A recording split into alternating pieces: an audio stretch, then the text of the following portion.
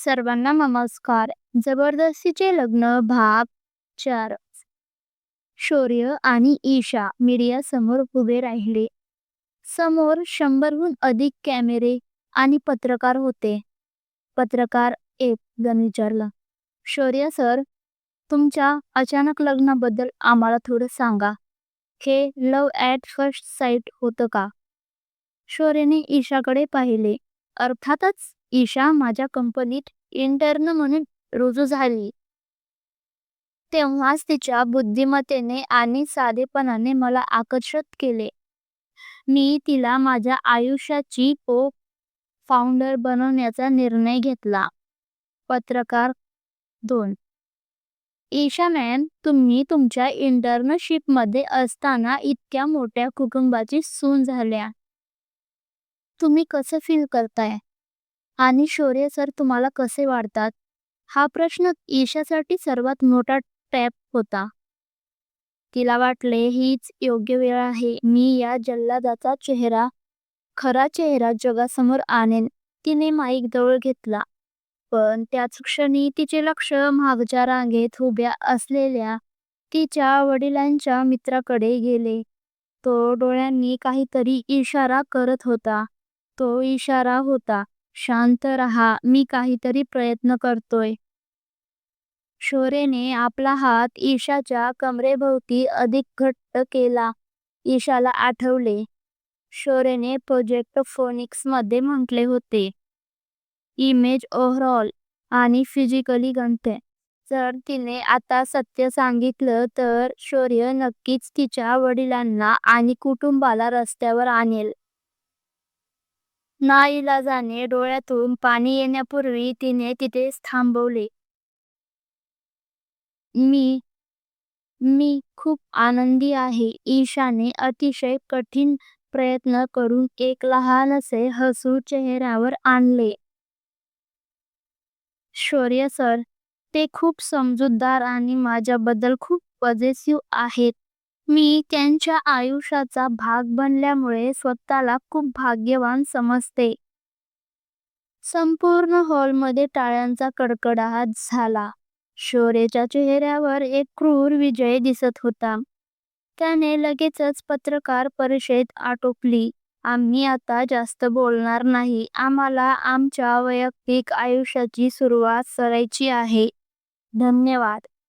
शौर्यने ईशाला घेऊन त्वरित तिथून काढता पाय घेतला. आशा आणि धोक्याचा क्यू. लिमोजिनमधील तपासणी. पत्रकार परिषद संपल्यावर शौर्य आणि ईशा पुन्हा लिमोजिनमध्ये बसले. शौर्यचा विजयपूर्ण चेहरा पाहून ईशाला त्याचा अधिकच तिरस्कार वाटत होता. वेल डन मिसेस वर्धन, शौर्य म्हणाला. तू परफेक्ट वाईफची भूमिका व्यवस्थित निभावलीस. तू जे वाक्य म्हणालीस ना ते खूप पॉझिटिव्ह आहेत. ते अगदी खरं आहे. मी तुला सोडू शकत नाही. ईशा काही बोलणार त्याआधी शौर्यने तिचा हात पकडला आणि तिच्या बोटातून ती नाजूक हिऱ्यांची अंगठी काढली. ही अंगठी काढ, आता तुझी तपासणी होईल. शौर्याचा आवाज शांत पण गंभीर होता. ईशा गोंधळली. तपासणी? कशाची? तू बाहेरच्या जगाशी संपर्क साधण्याचा प्रयत्न केला असणारच. तुझ्या कपड्यांमध्ये, दागिन्यांमध्ये किंवा तुझ्या पर्समध्ये कोणताही छुपा मायक्रोफोन, सिम कार्ड किंवा क्यू असू नये यासाठी माझी टीम तपासणी करते. शौर्यने लगेच त्याच्या सिक्युरिटी ऑफिसरला, जी गाडीच्या पुढे बसली होती, ईशाला तपासण्याचे आदेश दिले. शौर्य गाडीत असतानाच तिने ईशाचे कपडे, इयरपिन आणि पर्स अत्यंत कठोरपणे तपासले. शौर्यच्या नियमानुसार तो तिच्यावर शारीरिक अत्याचार करत नसला तरी हे मानसिक बंधन आणि अपमान असह्य होता. सर, सगळं क्लिअर आहे, सिक्युरिटी ऑफिसरने शौर्यला रिपोर्ट दिला. ईशाने सुटकेचा श्वास घेतला. पण तिच्या मनात अजूनही तो पत्रकार परिषदेत दिसलेला वडिलांचा मित्र घोळत होता. मोहन काका. ते डोळ्यांनी नक्की कोणता इशारा करत होते? मोहन काकांचा क्यू. ईशा आता आपल्या गोल्डन केजमध्ये परत आली होती. ती पुन्हा बेडरूममध्ये गेली आणि तिने आपले कपडे बदलले. तिने परिधान केलेले रॉयल ब्लू एथनिक सूट बाजूला ठेवत असताना तिला अचानक त्याच्या दुपट्ट्याच्या कोपऱ्यात काहीतरी अडकल्यासारखे जाणवले. तिने बारकाईने पाहिले. दुपट्ट्याच्या नाजूक भरतकामाच्या अगदी आतल्या बाजूला एका छोट्या टाचणीने एक अत्यंत लहान कागदाचा तुकडा पिन केलेला होता. हाच तो क्यू होता. मोहन काकांनी हा दुपट्टा समारंभादरम्यान ईशाच्या जवळून जाताना अतिशय चतुराईने पिन केला असावा. ईशाने थरथरत्या हाताने तो कागद काढला. तो इतका लहान होता की त्यावर एका लहान मुलाच्या अक्षरात काहीतरी लिहिले होते. UTBD. ईशाने 3 वेळा तो कोड वाचला. तिला काहीही समजत नव्हतं. शौर्यने तिचे सर्व संपर्क तोडले होते. तिचा मोबाईल, लॅपटॉप काहीही तिच्याजवळ नव्हते. प्रकाशराव, तिचे वडील. 48. कशाचा तरी नंबर असावा. 11:30 वेळ. UTBD म्हणजे? ईशाने विचार केला. शौर्यने आता तिचा फोन घेतला होता. म्हणजे मोहन काकांना याची कल्पना असणार. त्यांनी हे नक्कीच कोडमध्ये लिहिलं असणार, जेणेकरून शौर्याच्या टीमला ते लगेच समजू नये. तिने विचार केला. 48 हा नंबर कशाचा असू शकतो? घराचा पत्ता? नाही.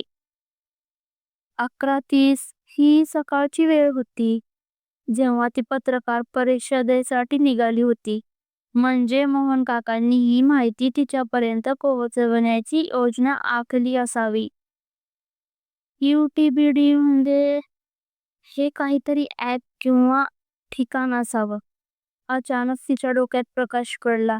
UTBD म्हणजे यूट्यूब व्हिडिओ. मोहन काकांनी तिला यूट्यूबवर काहीतरी शोधण्यास सांगितले होते. पण काय? 48 पासून सुरू होणारे नाव. पीरा म्हणजे प्रकाशराव. ईशाने विचार केला. जर मी माझ्या वडिलांशी संबंधित काहीतरी शोधले तर माझ्याकडे शोधण्यासाठी काहीही नाहीये. ईशा निराश झाली. तिला आठवले, या घरात एक मोठी स्मार्ट टीव्ही आणि होम ऑटोमेशन सिस्टम आहे जी व्हॉइस कमांड्सवर काम करते. ती टीव्हीवर यूट्यूब ओपन करू शकत होती. पण शौर्याचे सिक्रेट कॅमेरे आणि माइक्स घरात सर्वत्र असतील याची तिला खात्री सुद्धा होती. छुप्या पद्धतीने शोध. ईशा बेडरूममधून बाहेर पडली आणि खाली लिव्हिंग एरियात गेली. तिने भिंतीकडे तोंड करून व्हॉइस कमांड दिली. हे गुगल,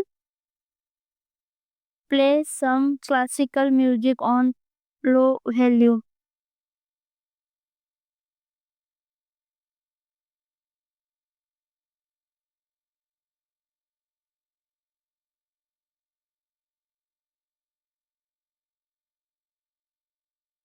मोठ्या स्पीकर्सवर हळू आवाजात शांत संगीत सुरू झाले. आता शौर्याच्या टीमला वाटले की ईशा शांतपणे बसली आहे. ईशाने टीव्हीजवळच्या कन्सोलकडे पाहिले. तिने हळूच व्हॉइस कमांड दिली. Hey Google, open YouTube app. टीव्हीवर यूट्यूब ॲप उघडले. ईशा त्वरित टीव्हीच्या स्क्रीनजवळ गेली आणि स्क्रीनवर दिसणाऱ्या व्हर्च्युअल कीबोर्डवर तिने अत्यंत वेगाने डोळ्याची हालचाल करून शब्द टाईप करण्याचा प्रयत्न केला. तिच्याकडे फक्त एकच संधी होती, कारण जर शौर्यने तिला टीव्हीवर हे सगळं करताना पाहिलं तर तिचा क्यू आणि तिची आशा कायमची संपेल. ईशाने पहिला कोड टाकला PR48. स्क्रीनवर लगेचच अनेक व्हिडिओ दिसू लागले. तिला नेमका कोणता व्हिडिओ पाहायचा आहे? पुढील भागात ईशा कोड ब्रेक करेल का? आणि PR48 या व्हिडिओमध्ये कोणता छुपा संदेश असेल? शौर्यची टीम तिला रंगेहात पकडतील का? हे ऐकण्यासाठी चॅनलला नक्की सबस्क्राईब करा. बाजूच्या बेल आयकॉनला सुद्धा दाबा, जेणेकरून माझे व्हिडिओचे सगळे नोटिफिकेशन तुमच्यापर्यंत लगेच पोहोचतील. धन्यवाद.